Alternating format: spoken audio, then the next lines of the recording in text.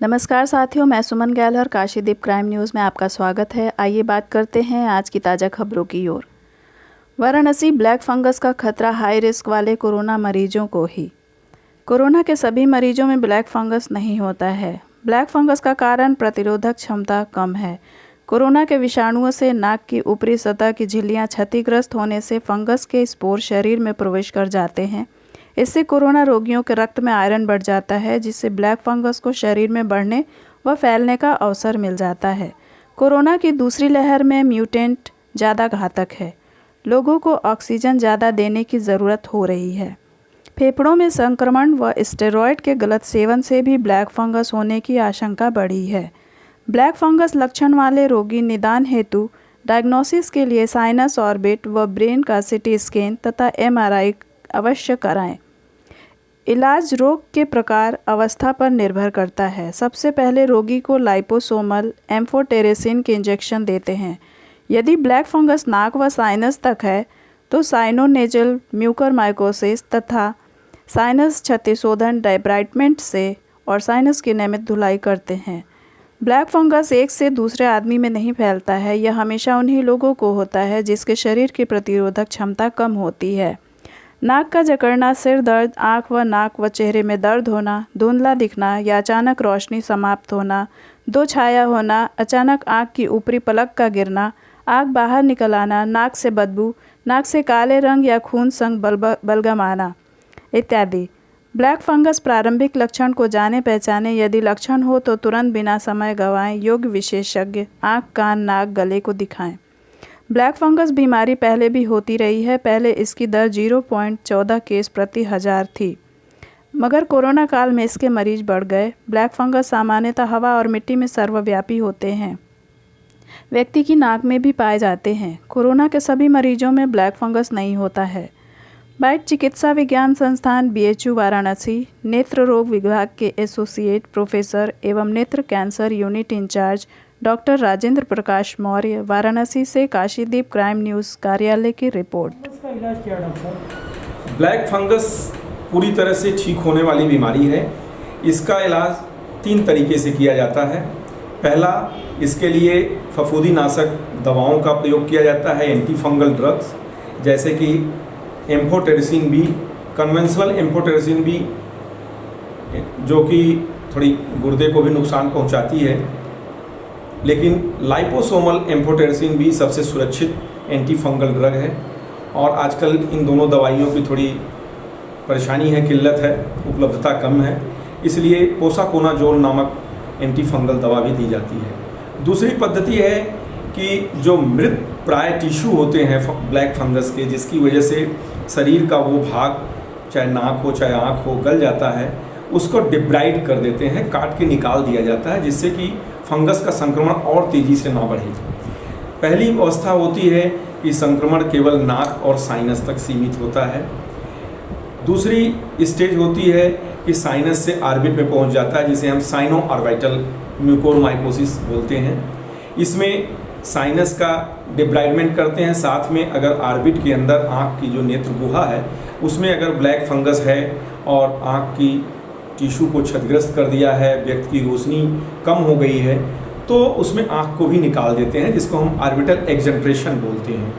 तीसरा होता है साइनो ऑर्बिटो सेरिब्रल म्यूकोरमाइकोसिस।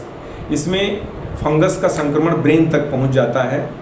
ये गंभीर अवस्था होती है और इसमें मरीज के मृत्यु दर बढ़ जाती है।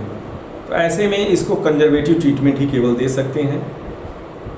और तीसरा जो पद्धति है वो ये है कि जो ब्लैक फंगस के कारक हैं, जैसे उदाहरण के तौर पर अनियंत्रित डायबिटीज़, मधुमेह अगर नियंत्रण में नहीं है तो ऐसे रोगियों के लिए मधुमेह का जांच करना चाहिए और मधुमेह नियंत्रित करने के लिए उनको इंसुलिन या ओरल हाइपोग्लाइसेमिक ड्रग्स होते हैं देना चाहिए।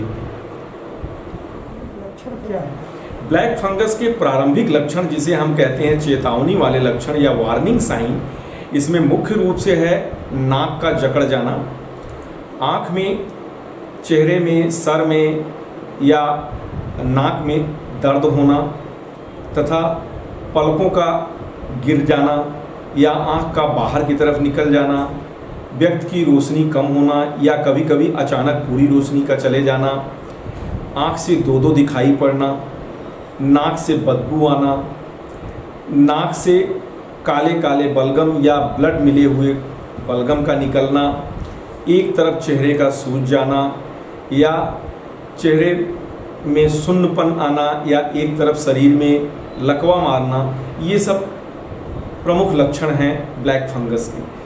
इसको अगर किसी भी कोरोना के उपरांत ठीक हुए वाले मरीज में अगर ऐसा है तो उनको ये समझना चाहिए कि हो सकता है ब्लैक फंगस हो, और ऐसे व्यक्ति को तत्काल जो है अस्पताल में पहुंचना चाहिए, अपने डॉक्टर से संपर्क करना चाहिए।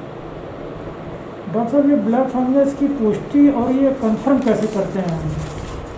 ब्लैक फंगस को कंफर्म करने के लिए एक तो जो क्लिनिकल लक्षण मैंने बताया मरीज में वो महत्वपूर्ण होता है। दूसरा, ब्लैक फंगस के निदान के लिए कुछ जांच की जाती है, जैसे कि नाक का, साइनस का, ऑर्बिट का सीटी स्कैन, एमआरआई कराना आवश्यक होता है।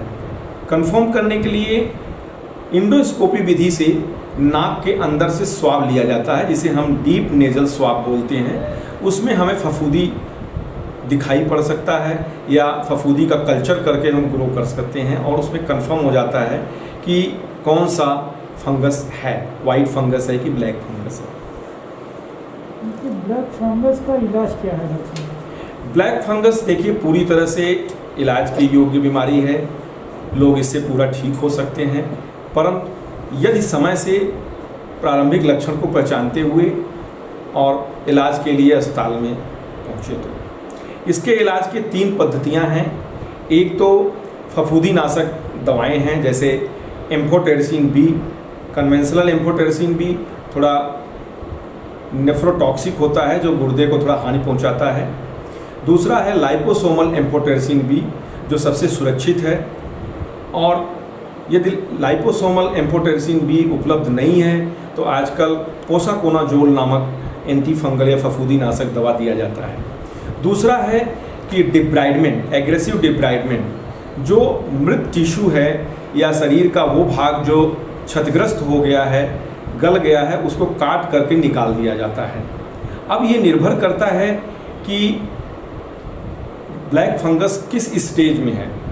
ब्लैक फंगस की प्रारंभिक स्टेज होती है नाक और साइनस में, जिसे हम नेजो ऑर्बिटल या नेजो साइनस का इन्वॉल्वमेंट होता है। एक बार कट करिए इसको।